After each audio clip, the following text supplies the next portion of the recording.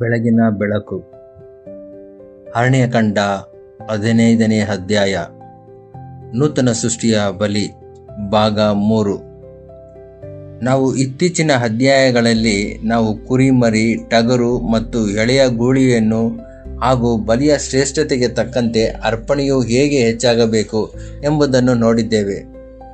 ಪ್ರತಿಯೊಂದು ಪ್ರಾಣಿಯೊಂದಿಗೆ ನಯವಾದ ಹಿಟ್ಟು, ಆಲಿವ್ ಎಣ್ಣೆ ಮತ್ತು ದ್ರಾಕ್ಷಾರಸವು ಬರಬೇಕಾಗಿತ್ತು ಹಾಗೂ ಈ 3 ಒಟ್ಟಿಗೆ ಹೆಚ್ಚಾಗಬೇಕಾಗಿತ್ತು ಎಂಬುದನ್ನು ನಾವು ತಿಳಿದೆವು. ಈಗ ನಾವು ಈ 3 ಜೊತೆಗೂಡುವ ಅರ್ಪಣೆಗಳನ್ನು ಒಂದೊಂದಾಗಿ ನೋಡೋಣ ಮತ್ತು ಪ್ರತಿಯೊಂದರ ಬಗ್ಗೆಯೂ ಒಂದು ಪ್ರಾಯೋಗಿಕ ಪ್ರಶ್ನೆಯನ್ನು ಕೇಳೋಣ. ನಾವು ಅದನ್ನು ದೇವರಿಗೆ ನಿಜವಾಗಿ ಹೇಗೆ ನೀಡುತ್ತೇವೆ? ಇಂದು ನಾವು ನಮ್ಮ ಸ್ವಭಾವವನ್ನು ಸೂಚಿಸುವ ನಯವಾದ ಹಿಟ್ಟಿನಿಂದ ಪ್ರಾರಂಭಿಸುತ್ತೇವೆ ಮತ್ತು ಯೆಹೋವನಿಗೆ ಈ ಅರ್ಪಣೆಯನ್ನು ನಾವು ತರುವ 5 ಮಾರ್ಗಗಳನ್ನು ನೋಡುತ್ತೇವೆ. ಮೊದಲನೆಯದಾಗಿ, ದೈನಂದಿನ ಶ್ರಮೆಗಳ ಶೋಧಿಸುವಿಕೆಯ ಮೂಲಕ ನಾವು ನಮ್ಮ ಸ್ವಭಾವವನ್ನು ನೀಡುತ್ತೇವೆ. ನಯವಾದ ಹಿಟ್ಟು ನಿಜವಾಗಿ ಏನಾಗಿದೆ ಎಂಬುದನ್ನು ಅರ್ಥ ಮಾಡಿಕೊಳ್ಳುವುದು ಬಹಳ ಮುಖ್ಯ. ಅದು ನಯವಾದ ಹಿಟ್ಟಾಗಿ ಪ್ರಾರಂಭವಾಗುವುದಿಲ್ಲ, ಅದು ಧಾನ್ಯವಾಗಿ ಪ್ರಾರಂಭವಾಗುತ್ತದೆ ಮತ್ತು ಅದು ಶುದ್ಧ ಹಾಗೂ ನಯವಾಗುವವರೆಗೂ ಅದನ್ನು ಮತ್ತೆ ಮತ್ತೆ ಬೀಸಬೇಕು ಮತ್ತು ಶೋಧಿಸಬೇಕು. ಮತ್ತು ನಮ್ಮ ಸ್ವಭಾವವನ್ನು ದೇವರಿಗೆ ಅರ್ಪಿಸುವುದು ಸರಿಯಾಗಿ ಹೀಗೆಯೇ ಆಗಿದೆ. ನಾವು ನಯವಾಗಿದ್ದೇವೆ ಎಂದು ಕೇವಲ ಹೇಳಿಕೊಳ್ಳುವುದರಿಂದ ನಾವು ಪರಿಶುದ್ಧರಾಗುವುದಿಲ್ಲ. ಶ್ರಮೆಗಳು ಉಂಟುಮಾಡುವ ಬೀಸುವಿಕೆಗೆ ಮತ್ತು ಪದೇ ಪದೇ ಶೋಧಿಸುವುದಕ್ಕೆ ನಮ್ಮನ್ನು ಒಪ್ಪಿಸಿಕೊಳ್ಳುವ ಮೂಲಕ ನಾವು ನಯವಾಗುತ್ತೇವೆ.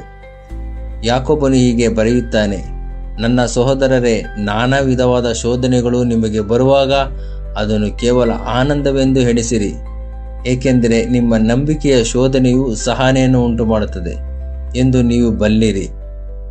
ಆದರೆ ನೀವು ಪರಿಪೂರ್ಣರು, ಸಂಪೂರ್ಣರು, ಯಾವುದರಲ್ಲೂ ಕೊರತೆ ಇಲ್ಲದವರು ಆಗಿರುವಂತೆ ಆ ಸಹನೆಯು ತನ್ನ ಕ್ರಿಯೆಯನ್ನು ಪೂರ್ಣಗೊಳಿಸಲಿ. ಯಾಕೋಬನು ಬರೆದ ಪತ್ರಿಕೆ 1ನೇ ಅಧ್ಯಾಯ 2-4. ನಾವು ಬೀಸುವಿಕೆಯನ್ನು ಆನಂದಿಸುವುದಿಲ್ಲ, ಆದರೆ ನಾವು ತಪ್ಪಿಸಿಕೊಳ್ಳಲು ಬಯಸುವ ಪ್ರತಿಕ್ರಿಯೆಯೇ ಹಿಟ್ಟನ್ನು ನಯವಾಗಿಸುವ ಪ್ರಕ್ರಿಯೆಯಾಗಿದೆ ಎಂದು ನಾವು ನಂಬಬೇಕು. ನಾವು ಶೋಧನೆಯನ್ನು ಪ್ರತಿರೋಧಿಸುವ ಬದಲು ಅದಕ್ಕೆ ಶರಣಾದಾಗ ನಾವು ಯೆಹೋವನಿಗೆ ಶುದ್ಧೀಕರಿಸಲ್ಪಟ್ಟ ಸ್ವಭಾವದ ಅರ್ಪಣೆಯನ್ನು ತರುತ್ತಿದ್ದೇವೆ. ಎರಡನೆಯದಾಗಿ, ನಾವು ಪ್ರದರ್ಶನವನ್ನಲ್ಲ, ಸ್ಥಿರತೆಯನ್ನು ಸ್ಥಿರ ಭಾವವನ್ನು ನೀಡುತ್ತೇವೆ. ನಯವಾದ ಹಿಟ್ಟಿನಲ್ಲಿ ಯಾವುದೇ ಗಂಟುಗಳಿರುವುದಿಲ್ಲ ಎಂಬುದನ್ನು ಗಮನಿಸಿ. ಅದು ಸಂಪೂರ್ಣವಾಗಿ ಸಮಾನವಾಗಿರುತ್ತದೆ ಮತ್ತು ಒಂದೇ ರೀತಿಯಾಗಿರುತ್ತದೆ. ಮತ್ತು ಇದು ನಮ್ಮ ಸ್ವಭಾವದ ಅರ್ಪಣೆಯಲ್ಲೂ ಸಹ ಯಾವುದೇ ಗಂಟುಗಳಿರಬಾರದು, ಬೇರೊಂದು ಜೀವನದ ಯಾವುದೇ ಅಡಗಿದ ಭಾಗಗಳಿರಬಾರದು ಎಂಬುದನ್ನು ನಮಗೆ ಕಲಿಸುತ್ತದೆ. ನಾವು ಸಭೆಯಲ್ಲಿ ತೋರಿಸುವ ಅದೇ ತಾಳ್ಮೆಯನ್ನು ಮನೆಯಲ್ಲೂ ತೋರಿಸಬೇಕು. ನಾವು ಬಹಿರಂಗವಾಗಿ ಪ್ರದರ್ಶಿಸುವ ಅದೇ ಪ್ರಾಮಾಣಿಕತೆಯನ್ನು ಖಾಸಗಿಯಾಗಿಯೂ ಕಾಪಾಡಿಕೊಳ್ಳಬೇಕು. ನೂತನ ಸೃಷ್ಟಿಯ ಅರ್ಪಣೆಯು ದ್ವಿಮುಖ ಜೀವನವಾಗಿರಲು ಸಾಧ್ಯವಿಲ್ಲ. ಇತರರು ನೋಡುವಲ್ಲಿ ನಯವಾಗಿ ಮತ್ತು ಹಿತಕರವಾಗಿ, ಆದರೆ ಯಾರು ನೋಡದಿರುವಾಗ ಒರಟಾಗಿ ಮತ್ತು ಸಂಸ್ಕರಿಸಲ್ಪಡದೆ ಇರಬಾರದು. ಸಹೋದರರೇ, ಮುಂದೆ ಒಂದಾಗಿದ್ದು ಮುಚ್ಚಿದ ಬಾಗಿಲುಗಳ ಹಿಂದೆ ಇನ್ನೊಂದಾಗಿರುವ ಜೀವನವು ಗಂಟಿನಿಂದ ಕೂಡಿದ ಅರ್ಪಣೆಯಾಗಿದೆ. ಯಾರಾದರೂ ನೋಡುತ್ತಿದ್ದರೋ ಇಲ್ಲವೋ ಎಂಬುದನ್ನು ಲೆಕ್ಕಿಸದೆ ಸಂಪೂರ್ಣವಾಗಿ ನಯವಾಗಿರುವ ಹಿಟ್ಟನ್ನು, ಸ್ಥಿರವಾದ ಸ್ವಭಾವವನ್ನು ಯೆಹೋವನು ಕೇಳುತ್ತಾನೆ, ಏಕೆಂದರೆ ಆತನು ಸ್ವತಃ ಯಾವಾಗಲೂ ನೋಡುತ್ತಿದ್ದಾನೆ. ಮೂರನೆಯದಾಗಿ, ಕ್ರಿಸ್ತನ ಬಗ್ಗೆ ನಮ್ಮ ದೃಷ್ಟಿ ಬೆಳೆದಂತೆಲ್ಲ ನಾವು ಹೆಚ್ಚಿನ ಪ್ರಮಾಣದಲ್ಲಿ ನೀಡುತ್ತೇವೆ. ಬಲಿಗಳಿಂದ ನಾವು ನೆನಪಿಸಿಕೊಳ್ಳುವುದಾದರೆ, ಕುರಿಮರಿಗೆ ಏಫದ 10ನೇ 1 ಭಾಗದಿಂದ, ಟಗರಿಗೆ 10ನೇ 2 ಭಾಗಕ್ಕೆ ಮತ್ತು ಎಳೆಯ ಗೂಳಿಗೆ 10ನೇ 3 ಭಾಗಕ್ಕೆ ಹಿಟ್ಟಿನ ಪ್ರಮಾಣವು ಏರಿತು. ಕ್ರಿಸ್ತನ ಬಲಿಯ ಬಗೆಗಿನ ಆಳವಿಲ್ಲದ ಸಣ್ಣ ದೃಷ್ಟಿಯು ಕೇವಲ ಕುರಿಮರಿ ಗಾತ್ರದ ಸ್ವಭಾವದ ಅರ್ಪಣೆಯನ್ನು ನೀಡುತ್ತದೆ. ಆದರೆ ಅದೇ ಬಲಿಯ ಬಗೆಗಿನ ಆಳವಾದ ದೃಷ್ಟಿಯು ಗೂಳಿಯ ಗಾತ್ರದ ಪ್ರಮಾಣವನ್ನು ಕೇಳುತ್ತದೆ. ಇದರರ್ಥ ಸಿದ್ಧಾಂತ ಮತ್ತು ಗ್ರಹಿಕೆಯಲ್ಲಿ ನಮ್ಮ ಬೆಳವಣಿಗೆಯು ನಿಜವಾಗಿಯೂ ನಮ್ಮ ನಯವಾದ ಪರಿಶುದ್ಧತೆಯಲ್ಲಿ ಬೆಳವಣಿಗೆಯನ್ನು ಉಂಟು ಮಾಡಬೇಕು. ನಮ್ಮ ಸ್ವಭಾವವು ಇದ್ದಲ್ಲಿಯೇ ಇರುವಾಗ ಕ್ರಿಸ್ತನ ಬಗ್ಗೆ ಹೆಚ್ಚಾಗಿ ಕಲಿಯುವುದು ಮಾತ್ರ ಸಾಲದು. ಆತನು ನಮಗಾಗಿ ಕೊಟ್ಟದ್ದನ್ನು ನಾವು ಹೆಚ್ಚಾಗಿ ನೋಡಿದಷ್ಟು ಪ್ರತಿಯಾಗಿ ನಾವು ನಯವಾದ ಶುದ್ಧ ಜೀವನವನ್ನು ಹೆಚ್ಚಾಗಿ ತರಬೇಕು. ನಮ್ಮ ಸ್ವಭಾವವನ್ನು ಹಾಳಗೊಳಿಸುವ ಜ್ಞಾನವು ತನ್ನ ಕಾರ್ಯವನ್ನು ಮಾಡಲು ವಿಫಲವಾಗಿದೆ. ನಾವು ಶಿಲುಬೆಯನ್ನು ಎಷ್ಟು ಸ್ಪಷ್ಟವಾಗಿ ನೋಡುತ್ತೇವೋ ನಮ್ಮ ಇಟ್ಟು ಅಷ್ಟೇ ನಯವಾಗಬೇಕು. 4ನೇದಾಗಿ,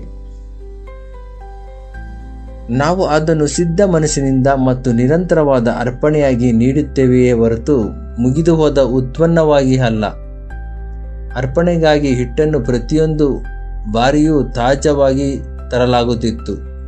ಆರಾಧಕನು ಈಗಾಗಲೇ ಸಾಕಷ್ಟು ಮಾಡಿದ್ದಾನೆ ಎಂಬುದಂತೆ ಅದನ್ನು ಇಂದಿನ ಸಮಯದಿಂದ ಶೇಖರಿಸಿ ಪಕ್ಕಕ್ಕೆ ಇಡುತ್ತಿರಲಿಲ್ಲ. ಮತ್ತು ಇದು ನಮಗೆ ಅತ್ಯಂತ ಆಳವಾದ ಸತ್ಯವನ್ನು ಕಲಿಸುತ್ತದೆ. ನೆನ್ನೆಯ ಶುದ್ಧೀಕರಣವು ಇಂದಿನ ಅರ್ಪಣೆಗೆ ಕ್ಷಮಿಸಿಕೆ ಆಗುವುದಿಲ್ಲ. ನೆನ್ನೆಯ ಶುದ್ಧೀಕರಣವು ಇಂದಿನ ಅರ್ಪಣೆಗೆ ಕ್ಷಮಿಸಿಕೆ ಆಗುವುದಿಲ್ಲ. ನಾವು 1 ವರ್ಷದ ಹಿಂದೆ ತೋರಿಸಿದ ಸ್ವಭಾವವನ್ನು ಅಥವಾ ಬಹುಕಾಲದ ಹಿಂದೆ ನಾವು ದಾಟಿ ಬಂದ ಶೋಧನೆಯನ್ನು ಬೆಟ್ಟು ಮಾಡಿ ತೋರಿಸುತ್ತಾ ಇಂದು ನಾವು ಈ ಅರ್ಪಣೆಯನ್ನು ತರಬೇಕಾಗಿಲ್ಲ ಎಂದು ಭಾವಿಸಲು ಸಾಧ್ಯವಿಲ್ಲ. ಪ್ರತಿಯೊಂದು ದಿನವೂ ತಾಜಾ ಹಿಟ್ಟನ್ನು ಕೇಳುತ್ತದೆ. ನಾವು ಕಳೆದ ವಾರ ತೋರಿಸಿದ ತಾಳ್ಮೆಯು ಈ ಬೆಳಗಿನ ಅಸಹನೆಯನ್ನು ಮುಚ್ಚುವುದಿಲ್ಲ. ನೂತನ ಸೃಷ್ಟಿಯು ಸ್ವಭಾವದ ಅರ್ಪಣೆಯನ್ನು ಮತ್ತೆ ಮತ್ತೆ ಸಿದ್ಧ ಮನಸ್ಸಿನಿಂದ ಮತ್ತು ಅದರಿಂದ ಬಳಲದೆ ತಾಜಾವಾಗಿ ತರುತ್ತದೆ, ಏಕೆಂದರೆ ಇದು ನಿರಂತರವಾದ ಅರ್ಪಣೆಯಾಗಿದೆ ಹೊರತು ಒಮ್ಮೆ ಮಾಡಿ ಮುಗಿಸಿ ನಂತರ ಮರೆತು ಬಿಡುವ ಕೆಲಸವಲ್ಲ. 5ನೇದಾಗಿ, ನಾವು ಬೀಸಲ್ಪಟ್ಟು ಬಂದದ್ದನ್ನು ನೀಡುತ್ತೇವೆ ಹೊರತು ಸುಲಭವಾಗಿ ಬಂದದ್ದಲ್ಲ. ಬಲಿಗಾಗಿ ಉಪಯೋಗಿಸುವ ನಯವಾದ ಹಿಟ್ಟನ್ನು ಸೋಲೆತ್ ಎಂದು ಕರೆಯಲಾಗುತ್ತದೆ. ಇದು ನಿಜವಾಗಿಯೂ ಬಾರಿಸುವಿಕೆ ಮತ್ತು ಬೀಸುವಿಕೆಯನ್ನು ದಾಟಿ ಬಂದ ಹಿಟ್ಟಾಗಿದೆ. ಇದು ತಟಕ್ಕನೆ ಸಂಗ್ರಹಿಸಿದ ಸಾಮಾನ್ಯ ಹಿಟ್ಟಾಗಿರಲಿಲ್ಲ. ಇಬ್ರು ಭಾಷೆಯಲ್ಲಿ ಕೆಮಕ್ ಎಂಬ ಇನ್ನೊಂದು ಪದವಿದೆ. ಇದರ ಅರ್ಥ ಕೇವಲ ಸಾಮಾನ್ಯ ಹಿಟ್ಟು. ಮತ್ತು ಇಲ್ಲಿ ಪರಿಶೀಲಿಸಬೇಕಾದ ಸತ್ಯವೊಂದಿದೆ.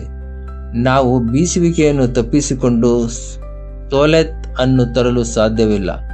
ನಾವು ದೇವರಿಗೆ ಅರ್ಪಿಸುವ ಯಾವುದೇ ಸ್ವಭಾವವು ನಿಜವಾಗಿ ಶೋಧನೆಯನ್ನು ದಾಟಿ ಬಂದಿರಬೇಕು. ಇಲ್ಲದಿದ್ದರೆ ಅದು ಬಲಿಯ ಹಿಟ್ಟೇ ಅಲ್ಲ, ಕೇವಲ ಸಾಮಾನ್ಯ ಹಿಟ್ಟು.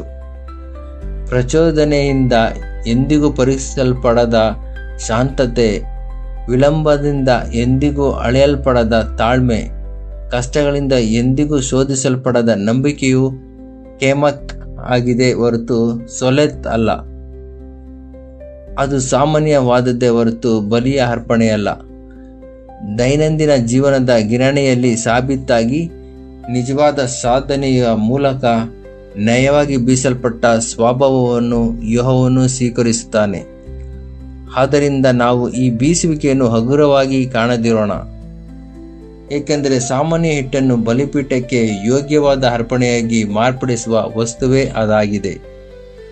ದೇವರ ಚಿತ್ತವಿದ್ದರೆ ನಮ್ಮ ಮುಂದಿನ ಅಧ್ಯಾಯದಲ್ಲಿ ನಾವು ಆಲಿವ್ ಎಣ್ಣೆಯನ್ನು ಮತ್ತು ದೇವರ ಆತ್ಮನಿಂದ ಸಂಪೂರ್ಣವಾಗಿ ತುಂಬಲ್ಪಡಲು ಹಾಗೂ ತೃಪ್ತರಾಗಲು ನಮ್ಮನ್ನು ನಾವು ಹೇಗೆ ಒಪ್ಪಿಸಿಕೊಡುತ್ತೇವೆ ಎಂಬುದನ್ನು ನೋಡೋಣ.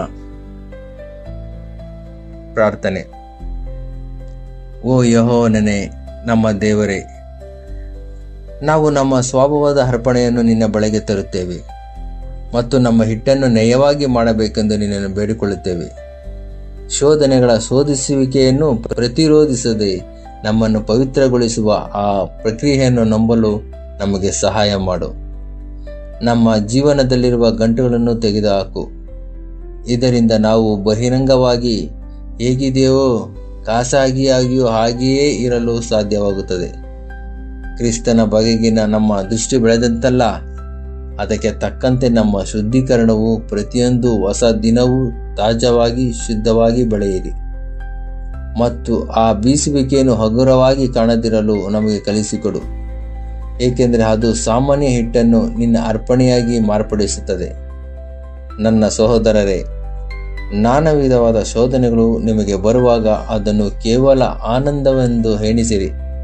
ಯಾಕೋಬನು ಬರೆದ ಪತ್ರಿಕೆ 1ನೇ ಅಧ್ಯಾಯ 2ರಲ್ಲಿ. ಯೇಸು ಕ್ರಿಸ್ತರ ಹೆಸರಿನಲ್ಲಿ ಪ್ರಾರ್ಥಿಸುತ್ತೇನೆ ತಂದೆಯೇ, ಆಮೇನ್.